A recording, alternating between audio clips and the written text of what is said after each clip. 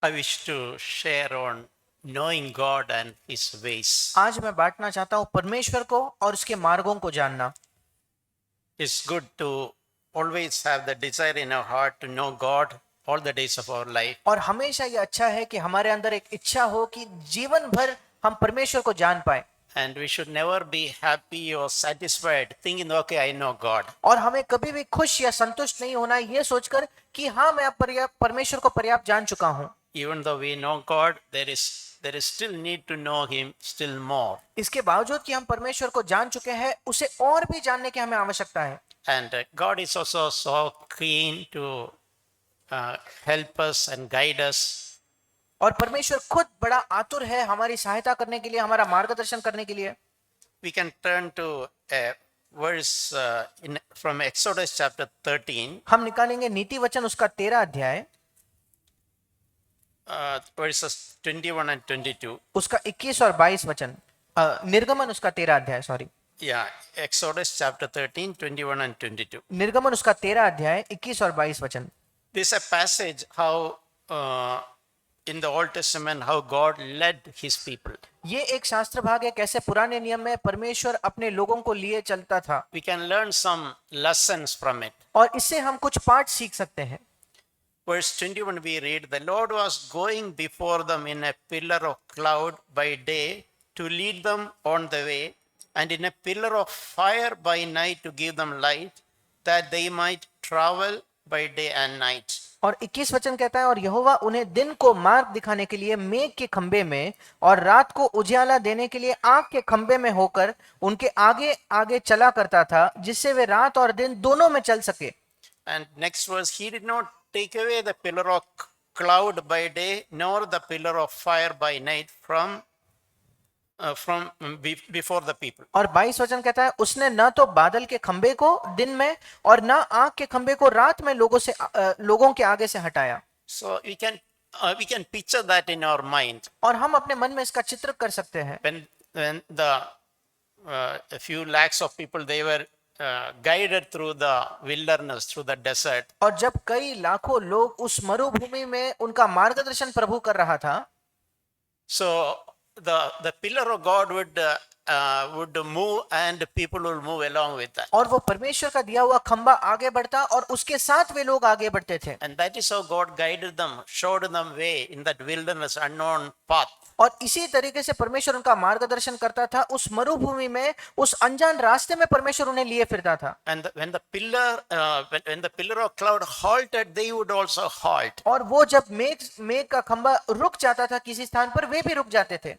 So sometimes when I thought, sometimes they had no idea when the pillar will again be lifted up, the cloud will start moving. और कभी-कभी मैं इसके विषय में सोचता था कि इन लोगों को कोई जानकारी नहीं थी कि कब वो अग्नि का खंबा या मेघ का खंबा आगे बढ़ेगा और आगे चलने लगेगा। Sometimes it would probably move after a few hours. और कभी-कभी शायद कुछ ही घंटों में वो आगे बढ़ता था। Sometimes it may take months. और शायद कभी-कभी कई महीने लग जाते थे। So they feel that we are settled down in a place, then the cloud started moving. और जब उन लोगों को लगता था कि हाँ अब इस स्थान में हम बड़े अच्छे से स्थिर हो चुके हैं, अचानक वो खंबा जो है आगे बढ़ने लगता था। So they would happily, when God moved, they also need to move along with God. और वे खुशी-खुशी, क्योंकि जब परमेश्वर आगे चल रहा है तो वे भी परमेश्वर के साथ चलना चाहते थे। So it's a wonderful thing to know that we have a loving God who is interested to guide us in our life. और इसलिए ये बहुत अद्भुत है जानना कि हमारा एक प्रेमी परमेश्वर है जो बहुत रुचि रखता है हमारा मार्गदर्शन करने में। And we also should have the keen desire to know God and His ways in our lives. इसलिए हमें भी एक आतुर इच्छा होनी चाहिए कि हम परमेश्वर को और उसके मार्गों को हमारे जीवन में जानें। The more we know God and His ways, the more it will bring a kind of security in our lives. जितनी ज्यादा मात्रा में हम परमेश्वर को और उसके मार्गों को जानेंगे, उतनी ही अधिक मात्रा में एक सुरक्षा हमारे जीवन में आएगी। Many people they have their own plan, ambition, desires in their life. कई लोगों के अपने जीवन में अपनी खुद की एक योजना होती है, इच्छाएं होती है, महत्वाकांक्षाएं होती है। And they would pray, God bless me, approve my plans. और वो हमेशा प्रार्थना करते हैं कि प्रभु तू मुझे आशीष दे और मेरी जो योजना है उस पर तेरी मोहर लगा। But the best thing is to seek what is God's plan for my life. पर सर्वश्रेष्ठ बात यह है कि हम परमेश्वर से मांगे कि परमेश्वर तेरी योजना मेरे जीवन के लिए क्या है। The Bible says God's plans for our life, that is the best for us. क्योंकि बाइबल हमें बताता है परमेश्वर का हमारे जीवन के लिए जो योजनाएं हैं वो हमारे लिए सर्वश्रेष्ठ या सर्वोत्तम है। Instead of we having our plans trying to somehow achieve it, it's best to seek God's plans for our lives. इसके बजाय कि हम अपनी योजनाएं खुद बनाएं और फिर प्रभु के पास जाएं, बेहतर यह है कि हम प्रभु को खोजें कि उसकी हमारे जीवन के लिए क्या योजना So है। such a life is a lot more restful and secure. और ऐसा जीवन ज्यादा विश्राम से भरा हुआ और ज्यादा सुरक्षित में होगा। When we are seeking God's plans for our life, when we pursue that, there is no regrets. जब हम प्रभु की योजना को हमारे जीवन के लिए जो उसकी योजना है जब उसकी खोज करते हैं तो हमें कोई खेद या पछतावा नहीं होगा। But when we have our own plan, our own ambitions, and we are determined to go, when finally some of them will not materialize, we will disheartened. We will be disheartened. पर जब हमारे अपने जीवन के लिए हमारी खुद की योजनाएं हैं, खुद की महत्वाकांक्षाएं हैं, उनमें से कुछ योजनाएं जब पूरी नहीं होती तब हम बहुत निराश हो जाएंगे। So we can look at our own life. Are we sitting here with our own plans, our own desires, or are we interested to know God's plans for our lives? और आज हम यहाँ बैठकर अपने आप को जांच सकते हैं, क्या हम इस तरीके से प्रभु के पास आ रहे हैं अपनी योजनाएं, अपनी कल्पना अपने जीवन के लिए लेकर, या हमारी रुचि है कि प्रभु की मेरे जीवन के लिए क्या योजना है उसे हम जानना चाहते हैं। Do we think we know better than God? क्या हम ये सोचते हैं क्या कि परमेश्वर से भी बेहतर हम जानते हैं? Do we think we can make our own plans which would surpass God's plans for our lives? क्या हमें ये लगता है क्या कि हम अपनी योजनाएं पूरी कर सकते हैं और हमारी योजनाएं परमेश्वर की योजनाएं से बेहतर होंगी? Godly people will really seek to know God's plans. Our interest is to find out what is God's plan for my life. ईश्वरीय लोगों की रुचि इसी में होगी कि मैं जानना चाहता हूँ परमेश्वर की मेरे जीवन के लिए क्या योजना है। And we should also have the desire to know what God is trying to speak to us. और उसी के साथ साथ हमारे अंदर ये दिलचस्पी होनी चाहिए कि हम ये जाने कि परमेश्वर हमसे क्या कहना चाह रहा है And how God is trying to guide us in our life. और कैसे परमेश्वर हमारे जीवन में हमारा मार्गदर्शन करना चाह रहा है। I want to share a few things from Exodus chapter 33. और निर्गमन उसके 33 अध्याय से कुछ चीजों को मैं बांटना चाहता हूँ। I encourage you to turn to the book of Exodus मैं आप- chapter 33. मैं आप सबको प्रोत्साहित करता हूँ कि आप अपने बाइबल में निर्गमन की पुस्तक उसके 33 अध्याय को So there निकालें। are some interesting, very helpful thoughts और यहाँ कुछ बड़े ही दिलचस्प और अच्छे ऐसे विचार हैं in this chapter. इस अध्याय में। First of all, verse chapter 33, verse 7. सबसे पहले निर्गमन उसका 33 अध्याय 7वां वचन। We read there, Moses would, when they are traveling, they used to live in tents, temporary structures. जब वे उस मरुभूमि में यात्रा कर रहे थे वे तंबुओं में, मतलब बहुत ही स्थानीय जो क्षणिक ऐसी चीजें थी उसमें वो रहते थे। So Moses guided them और मूसा उनका मार्गदर्शन कर रहा था as their leader. और उनका अगुवा वो था। So he would make a special tent in front of that area where all the tents are built. और जहां वो सारे तंबू होते थे उनके बिल्कुल सामने एक विशेष तंबू को मूसा खड़ा करता था And he called that tent of meeting. और वहां लिखा है मिलाप वाला तंबू। उस तंबू को एक विशेष नाम दिया। Yeah, verse 37.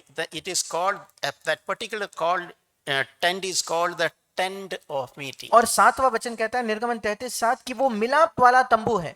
Meaning a tent of meeting God. That is the meaning. उसका मतलब है एक ऐसा तंबू जहां परमेश्वर से आप मिल सकते हो या मिलाप कर सकते हो। That was a place assigned where they should seek God's will for their life. वो एक जगह निर्धारित थी जहां उन्हें अपने जीवन के लिए परमेश्वर की इच्छा को या योजना को खोजना था। And it says that everyone who sought the Lord would go out to that tent of meeting which was outside the camp. और वही वचन कहता है जो कोई यहोवा को ढूंढता वो उस मिलाप वाले तंबू के पास जो छावनी के बाहर था निकल जाता था। So we have a learning from there. We need not have a physically a particular place where we need to seek God. और हमारे लिए आज कोई शारीरिक जगह नहीं है जहां जाकर हम परमेश्वर को मिल सकते हैं। in the new covenant, God is there with us. He lives inside us. नई वाचा में परमेश्वर हमारे साथ है, वरन हमारे भीतर है। Holy Spirit dwells in each one of us. पवित्र आत्मा हम में से हर एक के अंदर रहता है। But we should have an attitude of meeting God पर, every day. पर हमारे अंदर एक रवैया होना चाहिए कि प्रतिदिन हम परमेश्वर से मिलते हैं। Even though we do not have a special place to meet like they had a tent of meeting. इसके बावजूद कि हमारे पास कोई विशेष जगह नहीं है जैसे उनके पास था, जैसे उनके पास एक मिलाप वाला तंबू था, We should always have a heart to seek God. I need to meet God. I need to seek God. I need to listen from Him. हमारे पास हमेशा एक हृदय होना चाहिए कि मैं प्रभु को खोजना चाहता हूँ, प्रभु को मिलना चाहता हूँ। And about further down in verse 9 we read, आगे जाकर 9वें वचन में हम पढ़ते हैं, whenever Moses entered the tent, the pillar of cloud would descend and stand at the entrance of the tent, and the Lord would speak with Moses. जब मूसा उस तंबू में प्रवेश करता था, तब बादल का खंबा उतर के तंबू के द्वार पर ठहर जाता था और यहोवा मूसा से बातें करने लगता था। So that cloud, the pillar of cloud also indicates God's presence. और वो जो बादल का खंबा था वो परमेश्वर की उपस्थिति को भी दर्शाता है। So God wanted to offer His presence in our lives. और परमेश्वर अपनी उपस्थिति को हमारे जीवन में हमारे लिए उपलब्ध करवाना चाहता है। And this should be our sincere desire and seeking in our heart to have God's presence in our lives. और ये हमारी एक ईमानदार इच्छा और चाहत होनी चाहिए कि हम परमेश्वर की उपस्थिति को अपने जीवन में चाहते हैं।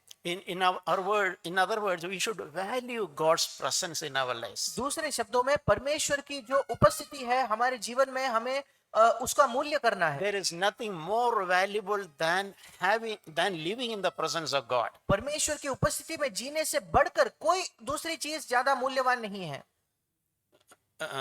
We know it's in the Genesis it's written about Joseph. हम जानते हैं उत्पत्ति में यूसुफ के बारे में लिखा है, There is an expression written, the Lord was with Joseph, therefore he was a successful man. और कई बार यूसुफ के बारे में लिखा है कि परमेश्वर उसके साथ था इसलिए वो एक सफल व्यक्ति बना। So what made Joseph's life successful or fruitful? और क्यों यूसुफ का जीवन सफल हुआ या फलवंत हुआ? It is the presence of God in his life. परमेश्वर की उपस्थिति उसके जीवन में। And you know, when it is written, he was actually a slave in a foreign land. Even then, God's presence was in his life. और क्या आप जानते हो ये बात उसके विषय में कब लिखी है? जब वो एक गुलाम, एक विदेश में वो गुलाम था, तब भी परमेश्वर की उपस्थिति उसके साथ थी। So later, when he was put in prison, while he was in prison, also it is mentioned there that the Lord was with Joseph, therefore he was successful. और आगे जाकर जब उसे बंदी गृह में डाल दिया गया, तब भी लिखा है कि प्रभु यूसुफ के साथ था और वहां भी वो सफल हुआ। So, meaning it is not a place that matters, it is the presence of God that matters. इसका मतलब हम किस जगह पर है वो महत्वपूर्ण नहीं है, बल्कि परमेश्वर की उपस्थिति है जो ज्यादा महत्वपूर्ण है। So God wants each one of us, wherever we are, irrespective of circumstance, wherever we are, God wants us to seek His presence in our lives. और इसलिए परमेश्वर चाहता है हम जहां कहीं भी क्यों ना हो, हम कहीं भी क्यों ना हो, हम परमेश्वर की उपस्थिति को अपने जीवन में खोजें। Our life and desire, God is watching our heart, and God should be happy to dwell with us. हमारे जीवन, हमारी इच्छा और परमेश्वर हमारे हृदय को देखता है। परमेश्वर को खुशी महसूस होनी चाहिए हमारे साथ रहने में।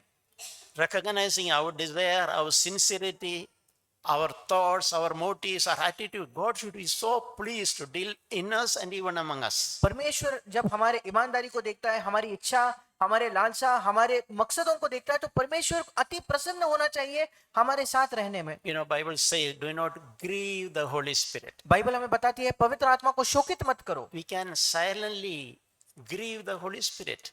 कई बार चुपचाप हम पवित्र आत्मा को शोकित कर सकते हैं। In Psalm 51, David is actually praying, Lord, he recognized he sinned and he understood he risking the Holy Spirit may leave him. और भजन संहिता 51 में हम देखते हैं कि दाऊद समझ गया था उसने पाप किया है, उसने पवित्र आत्मा को शोकित किया है और वो जानता था कि एक खतरा है, पवित्र आत्मा कहीं उसे छोड़ कर ना जाए। And he cried before, Lord, I sinned, I made a mistake, but however, please do not take away the Holy Spirit from me. और वो इसलिए रोता है, परमेश्वर के सामने मांगता है कि प्रभु हाँ मैं जानता हूँ मैंने गलती किया है, पर कृपया अपने पवित्र आत्मा को मुझसे ना निकाल। David understood the value of God living in him in the form of Holy Spirit. और दाऊद इस बात के मूल्य को समझा कि परमेश्वर पवित्र आत्मा के रूप में उसके साथ जब रह रहा है उसका कितना ज्यादा मूल्य है। So is the cry in our lives, Lord, please do not take away your presence. Please do not take away Holy Spirit from me. और इसलिए क्या हमारे जीवन में एक पुकार है क्या कि प्रभु कृपया अपने पवित्र आत्मा को, कृपया अपने उपस्थिति को मेरे जीवन से ना निकाल ले। So let that sincere desire be then allow us to really valuing God's presence in our lives. और इसलिए ये बहुत ही ईमानदार इच्छा हमारे हृदय में हो कि परमेश्वर की जो उपस्थिति है उसको हम मूल्य दें हमारे जीवन में। Further down in verse 11 we read, आगे निर्गमन 33 के 11 में हम पढ़ते हैं, the Lord used to speak to Moses face to face just as a man speak to his friend. और यहोवा मूसा से इस प्रकार आमने सामने बातें करता था जिस प्रकार कोई अपने भाई से, इंग्लिश में लिखा है कोई अपने मित्र से बातें करे। Yeah, it's an amazing verse how God is interested to speak to normal people like us. और ये बहुत ही दिलचस्प वचन है कैसे परमेश्वर की रुचि और चाहत है हम जैसे सर्वसाधारण लोगों से बात करने की। The Lord is interested to closely speak with a commune with us. और प्रभु की ये दिलचस्पी है कि बड़े नजदीकी से वो हमारे साथ संगति करे और हमसे बातचीत करे। About Moses, he spoke to him face to face. और मूसा के विषय में लिखा है परमेश्वर आमने सामने उससे बात करता था। And see how it is, just as a man speak to his friend. और जैसे इंग्लिश बाइबल में लिखा है जिस प्रकार कोई अपने मित्र से बात करता हो। God would look at Moses as his personal friend. इसका मतलब परमेश्वर मूसा को देखता था ये मेरा निजी मित्र है। So we also should seek for such a relation with the Lord. और हमें भी परमेश्वर के साथ इस प्रकार के एक रिश्ते, एक संबंध को ढूंढना है। As we walk with the Lord, we should learn to desire the friendship with the Lord. जब हम परमेश्वर के साथ चलते हैं हमें ये चाहत होनी चाहिए कि परमेश्वर के साथ हमारी मित्रता हो जाए। And the Lord is interested to commune, deal with us like a friend. और परमेश्वर की भी यही लालसा है कि वो हमसे सहभागिता करके एक मित्र के साथ, मित्र की तरह हमसे व्यवहार करे। This all can happen when we value God's presence. ये सब केवल तभी हो सकता है जब हम परमेश्वर की उपस्थिति को मूल्य दें। If we are so much distracted with our other interests, we will not enjoy such a close walk with the Lord. अगर हम इतने विचलित हैं हमारे ही अलग-अलग रुचियों में तो परमेश्वर की उपस्थिति में हम उस आनंद को नहीं प्राप्त कर In the Old पाएंगे। Testament, we know there are examples of people who walked with the God. पुराने नियम में हम ऐसे उदाहरण देखते हैं ऐसे लोगों का जो प्रभु के साथ चलते थे। So we all have that possibility. We can walk with the Lord like a friend. और हम सब के अंदर ये संभावना है कि प्रभु के साथ एक मित्र बनकर हम उसके साथ चल सकते हैं। So let this sincere desire be in our hearts to have develop an intimate, closer relationship with the Lord. और ये ईमानदार इच्छा और चाहत हमारे हृदय में हो कि परमेश्वर के साथ एक नजदीकी का, एक घनिष्ठता का संबंध या मित्रता हमारी हो। There are many places God introducing himself. You know, for example, when God came down and introduced Jacob when he was a young person. और कई बार हम बाइबल में देखते हैं जब परमेश्वर आकर अपना परिचय देता है, जैसे याकूब को आकर जब प्रभु ने अपने आप का परिचय दिया। Jacob did not know God. याकूब परमेश्वर को नहीं जानता था। He was traveling away alone from family. वो अपने परिवार से दूर अकेला जा रहा था। And on the way, God appeared to him. और उस मार्ग में प्रभु उसे प्रकट हुआ। And God introduced, I am the God of your father. और प्रभु ने उसको अपना परिचय देते हुए कहा, मैं तेरे पिता का परमेश्वर हूँ। So as Brother Santosh used the word, God is so simple. और जैसे भाई संतोष ने उस शब्द का इस्तेमाल किया, परमेश्वर बहुत साधारण है। That is true. और ये सच है। Can you imagine, say, a great person coming and introducing himself? क्या आप कल्पना कर सकते हो एक महान व्यक्ति आकर अपने आप का परिचय देता है To a teenager, to a young people. और वो भी एक किशोर अवस्था के व्यक्ति को, एक जवान व्यक्ति को वो अपना परिचय देता That है। is how God introduced himself to Jacob. और इस प्रकार से परमेश्वर ने अपने आप को याकूब को परिचय दिया। And not only that, he gave promises to Jacob and told her that I will never leave you, Jacob, until I fulfill my promises concerning you. ना केवल उसने अपना परिचय दिया, उसने याकूब को यह प्रतिज्ञा दी कि याकूब मैं तुझे तब तक नहीं छोड़ूंगा जब तक तेरे प्रति मेरी प्रतिज्ञाएं पूरी ना हो जाए। Meaning God had a personal interest in the life of Jacob. इसका मतलब परमेश्वर की याकूब के जीवन में उसने एक व्यक्तिगत तौर पर रुचि ली। And that same God has a personal interest in each one of our lives. और उसी परमेश्वर को हम में से हर एक के जीवन में एक व्यक्तिगत वो रुचि लेता है। Yeah, and we read something further down in Exodus chapter 3 verse 13. और आगे जाकर निर्गमन उसके 33 अध्याय के 13 वचन में हम पढ़ते हैं, Moses is praying to God. मूसा परमेश्वर से प्रार्थना करता है। 13, verse 13. 13 वचन, I pray you, if I have found favor in your sight, let me know your ways, that I may know you, so that I may find favor in your sight. और अब यदि मुझ पर तेरे अनुग्रह की दृष्टि हो तो मुझे अपनी गति समझा दे, जिससे जब मैं तेरा ज्ञान पाऊं तब तेरे अनुग्रह की दृष्टि मुझ पर बनी रहे। So, what is Moses' prayer? और मूसा की प्रार्थना क्या है? He is praying the Lord, let me know your ways, let me understand your ways. I don't understand it now. और वो प्रार्थना कर रहा है, प्रभु मैं तेरी गति या तेरे मार्गों को अब समझना चाहता हूँ, Let me know your ways, मैं तेरे मार्गों को जानना चाहता हूँ, so that I may know you also. ताकि मैं तुझे भी जान पाऊं। So, it's good to have a desire to know God and also God's ways. और इसलिए अच्छा है कि हमारे अंदर एक इच्छा, एक चाहत हो कि हम परमेश्वर को और उसके मार्गों को जानें। And then God in response told something to Moses. और इसके प्रतिक्रिया में परमेश्वर ने मूसा से कुछ कहा। He promised that verse 14, my presence shall go with you and I will give you rest. और 14 वचन में प्रभु कहता है, मैं आप तेरे साथ चलूंगा। इंग्लिश में लिखा है, मेरी उपस्थिति तेरे साथ चलेगी और मैं तुझे विश्राम So दूंगा। what is an amazing promise God gave to him? my presence will come with you, Moses. और एक अद्भुत वायदा है जो परमेश्वर मूसा को देता है, मेरी उपस्थिति तेरे साथ चलेगी मूसा। Meaning God was happy to commit himself to Moses इसका मतलब परमेश्वर खुश था कि वो अपने आप को मूसा के प्रति समर्पित कर दे and offered that my presence will go with you. और उसने ये मूसा से कहा कि मेरी उपस्थिति तेरे साथ जाएगी। So Moses again Moses understood the value of God's presence. और फिर एक बार मूसा एक ऐसा व्यक्ति था जो परमेश्वर के उपस्थिति के मूल्य को समझ गया था। And he said,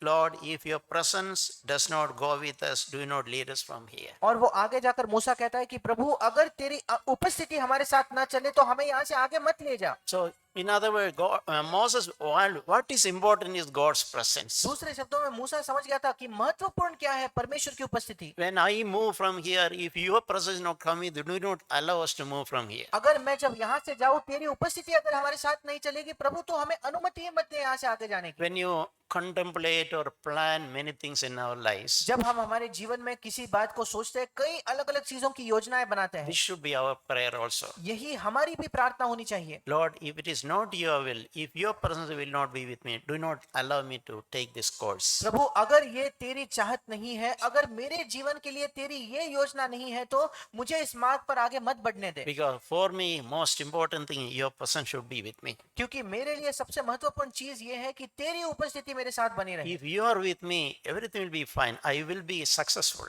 अगर तू मेरे साथ है तो सब कुछ ठीक होगा, मैं सफल होऊंगा। Just like Joseph. बिल्कुल यूसुफ की तरह। Even though his circumstances were not very friendly. और इसके बावजूद कि यूसुफ की परिस्थितियां बहुत उसके लिए नहीं थी, it was not very favorable. और उसके पक्ष में या उसके लिए भली नहीं थी उसकी But परिस्थितियां, that presence of God made all the difference. पर परमेश्वर की उपस्थिति ने उसके जीवन में एक अंतर लाया। So in our life also we should learn that what is the most important thing is God being with us. और हमारे जीवन में भी हमें सीखने की जरूरत है, क्या महत्वपूर्ण है कि परमेश्वर हमारे साथ रहे। Even if we are facing some problems, that is fine, if provided God is with us. अगर हम कुछ समस्याओं का सामना क्यों ना कर रहे हो, वो ठीक है, अगर परमेश्वर हमारे साथ है तो। Through that problem which God allowed,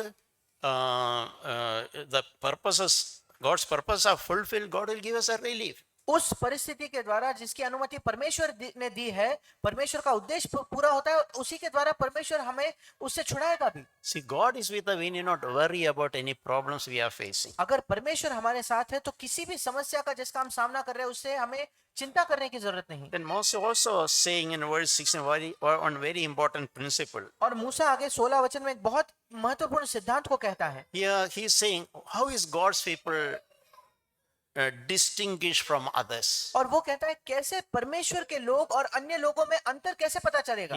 Moses understood that principle. मूसा को वो सिद्धांत समझ गया। It is the presence of God in God's people that makes them different from others. परमेश्वर के लोगों के साथ परमेश्वर की उपस्थिति ही उन्हें अन्य लोगों से अलग बनाता है।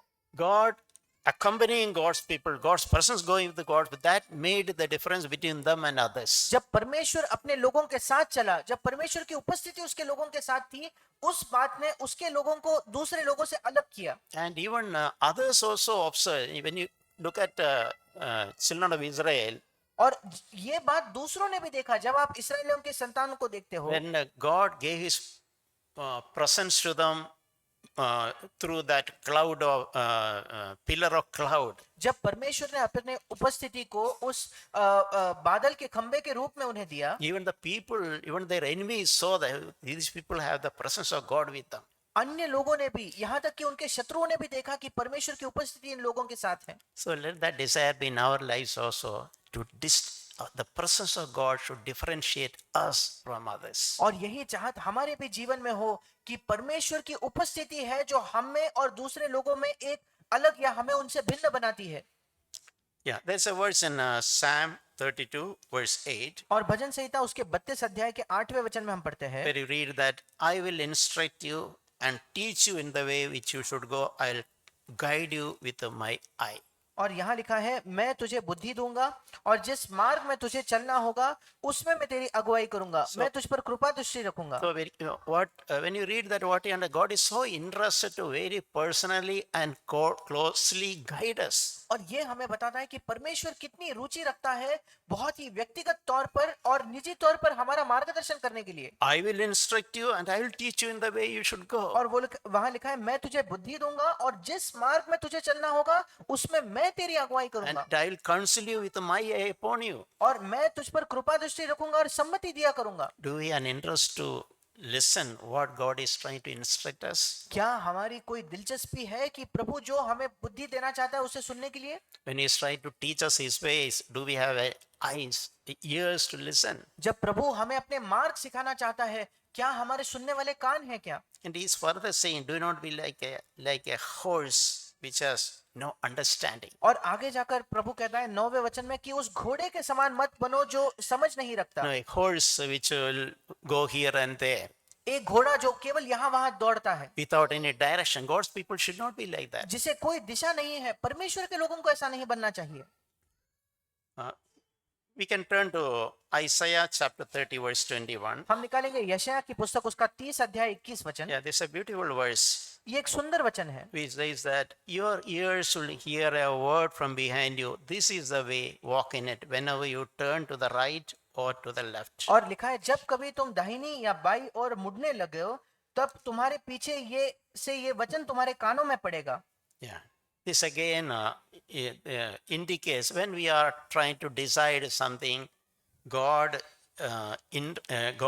very clearly speaking, take this way. और फिर एक बार ये दर्शाता है, जब भी हम कोई निर्णय लेने की कोशिश करते हैं, परमेश्वर साफ साफ हमें दिखाएगा यही मार्ग है, इसे लो। So we can understand God's eagerness to guide his people. और हम परमेश्वर की आतुरता को देख पाते हैं कि वो अपने लोगों का मार्गदर्शन करना चाहता So है। when you are seeking, when you are open heart, then only God can speak to us. और जब हम प्रभु को ढूंढ रहे हैं, एक खुले हृदय से उसे ढूंढ रहे हैं, तभी प्रभु हमसे बात कर सकता है। If you are already filled with our own ways, God's voice will not hear. अगर हम अपने ही मार्गों से भरे हुए हैं तो हम प्रभु की आवाज को नहीं सुन पाएंगे। It's like when Samuel was a very young boy, ये बिल्कुल वैसा है जब शमूएल एक बहुत ही छोटा लड़का था, when God attempted to speak to him. जब परमेश्वर ने उससे बात करने की कोशिश की, Initially, he did not recognize that it is God's voice. शुरुआत में वो इस बात को पहचान नहीं पाया कि ये परमेश्वर की आवाज है।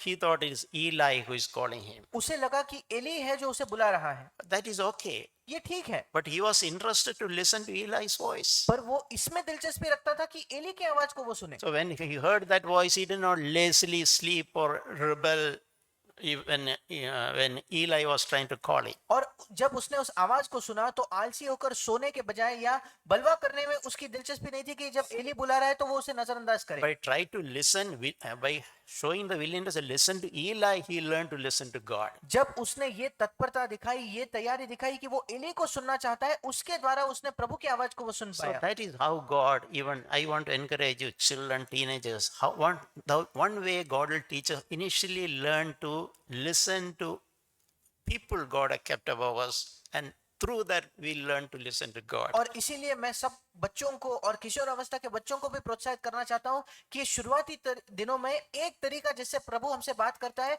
कि हम रुचि रखें उन लोगों की आवाज सुनने में जिनको प्रभु ने हमारे ऊपर रखा है। If we are unwilling to listen to the authorities God has kept above us, we will not be able to listen even to God. अगर जिन अधिकारियों को प्रभु ने हमारे ऊपर रखा है उनको सुनने में हमारी दिलचस्पी नहीं हो तो हम प्रभु की आवाज को भी नहीं सुन पाएंगे। So that Samuel could later realize, and he could open his mouth, speak, Lord, your servant is listening. और आगे जाकर शमूएल समझ गया कि प्रभु बात कर रहा है और उसने कहा बोल प्रभु तेरा दास सुन रहा है। So always we should offer our open mind to listen what God is trying to speak to us. और इसलिए हमेशा हमारा खुला मन हमें प्रदान करना है ताकि हम सुन पाए प्रभु जो भी हमसे कहने की कोशिश कर रहा हो। Yes, Lord, I am your servant. I have a listening. I am so keen to interest you. Please speak. हाँ प्रभु मैं तेरा सेवक हूँ, मेरा सुनने वाला एक कान है, मेरी बहुत ज्यादा रुचि है, कृपया तू मुझसे बात कर। So it's a blessed thing to have a heart to listen to what God is trying to speak और to us. इसलिए ये धन्य अवस्था है कि हमारा ऐसा हृदय हो जो सुनना चाहता है प्रभु हमसे क्या कहता है। You know, in a passage, we remember when two disciples were walking toward a place after Jesus resurrected to a place called Emmaus. और हम पढ़ते हैं कि जब दो शिष्य यीशु मसीह के पुनरुत्थान के बाद एमाउस शहर में जा रहे थे So the Lord joined them as a third person. और प्रभु उनके बीच में तीसरे व्यक्ति के समान वहां आया And on the way, they had a conversation like a friend. Jesus spoke to those two और disciples. उस मार्ग पर मित्रों की तरह उन्होंने यीशु ने उन दो शिष्यों से बात की But they did not realize it was Jesus. पर उन्हें ये समझ में नहीं आया कि वो यीशु है। But after Jesus disappeared, they recognized it was Jesus who spoke to us. पर जब यीशु वहां से चले गए तब उन्हें पता चला यीशु था जिसने हमसे बात की And थी। they were speaking to each other. When he was speaking to us, our heart was burning. Did you remember that? और वो एक दूसरे से कहते हैं कि जब उसने बात किया तब हमारे हृदय हमारे अंदर जल रहे थे, क्या तुम्हें याद है? Yeah, it's good. We recognize God, so our heart is burning, tender, sensitive to what Jesus is speaking. और ये अच्छा है कि हमारे हृदय भी जल रहे हो, बहुत ही कोमल हो, सुनने के लिए तत्पर हो, जो भी प्रभु हमसे कह रहा है उसके लिए संवेदनशील हमारे हृदय हो। Yeah, before closing, I just want to read one last verse. और अंत करने से पहले मैं एक अंतिम वचन को पढ़ना चाहता हूँ। Isaiah chapter 58, verse 11. यशायाह उसका 58 अध्याय 11वां वचन। It says that the Lord will continually guide you. और वहां लिखा है यहोवा तुझे लगातार लिए चलेगा। Remember that verse. He will continually guide, not occasionally, not sporadically. इस वचन को याद रखिए कि प्रभु तुम्हें कभी कभार बीच बीच में ऐसा नहीं। The Lord is interested to continually guide us every day, every situation. God is interested to guide us. प्रभु की रुचि है कि लगातार प्रतिदिन हर एक अवस्था में वो हमारा मार्गदर्शन करे And we should not miss that. और हमें उससे चूकना नहीं है। And not only that, He will satisfy your desire in scorched places. और केवल उतना ही नहीं बल्कि आकाल के समय तुझे तृप्त करेगा। If you think our situation is dry, is not satisfying, there are discontentment, difficulties. अगर हमें लगता है कि हमारी अवस्था बहुत ही सूखी है, हम असंतुष्ट है, बहुत कठिनाइयों का हम सामना कर रहे हैं, If you are interested in listening, He will satisfy our desire. अगर हम प्रभु को सुनने की चाहत रखते हैं तो वो हमारी इच्छाओं को पूरा करेगा। And He says He will give you strength to your bones. और ऐसा लिखा है कि तेरी हड्डियों को वो हरी भरी करेगा। And He's saying that you will be like a watered garden and like a spring of water whose waters do not fail. और लिखा है कि तू सींची हुई बारी और ऐसे सोते के समान होगा जिसका जल कभी नहीं सूखता। So very often these words are refreshed me. और कई बार इस वचन ने मुझे बहुत तरोताजा किया है। The Lord intends our life to be like a watered garden. और प्रभु चाहता है कि सींचे हुए बारी या पानी दिए हुए बगीचे के समान हमारा जीवन Now हो। what comes to my mind, a watered garden is properly taken, it is always fresh, green, full of fruits and flowers. और मेरे मन में क्या आता है, जब भी एक बगीचे को अच्छे से पानी दिया जाता है वो ताजगी से भरा हुआ, हरा भरा, उसमें फल लगे हुए होते हैं। God is interested to change our life to such a like a watered garden. और प्रभु की ये रुचि है, ये दिलचस्पी है कि हमारे जीवन को वो बदल दे और एक सींची हुई बारी, एक पानी दिए हुए बगीचे के समान हमारा जीवन हो। That happens when we allow God to work in our lives. ये तब होता है जब हम परमेश्वर को अनुमति देते हैं हमारे जीवन में काम करने की। Gradually change, allow Him to change our lives. धीरे धीरे हम अनुमति देते हैं कि वो हमारे जीवन को बदल दे। By freeing ourselves from our own ways, embracing God's ways. जब हम अपने ही मार्गों से अपने आप को छुड़ाकर परमेश्वर के मार्गों को पकड़ थाम लेते हैं तब, and also allowing God to guide us continually. और जब हम परमेश्वर को अनुमति देते हैं कि निरंतर लगातार वो हमारा मार्गदर्शन करें, Our life will like a watered garden. हमारा जीवन एक पानी दिए हुए बगीचे के समान So होगा। let that earnestness, desire be in our life to be like a watered garden. That is what God wants to give to each one of us. और ये एक ईमानदारी, एक तीव्र लालसा हमारे हृदय में हो कि हम एक पानी दिए हुए बगीचे के समान हो, क्योंकि यही प्रभु हमें देना चाहता है। Amen. आमीन।